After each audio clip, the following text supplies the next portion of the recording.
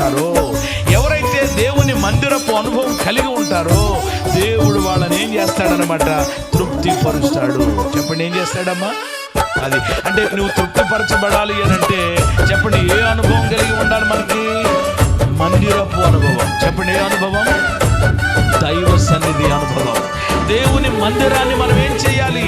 ప్రేమించాలి.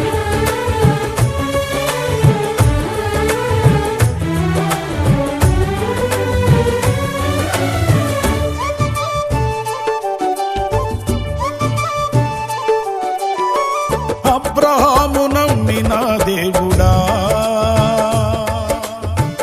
నా పితరుల ఆరాధ్య దైవమా. అబ్రహాము నమ్మిన దేవుడా,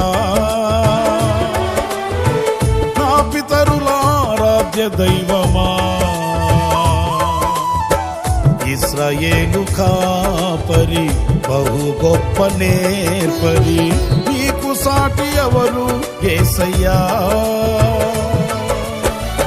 ఇశ్రాయేలు కాపరి, బహు గొప్ప నేర్పరి, నీకు సాటి ఎవరు యేసయ్యా.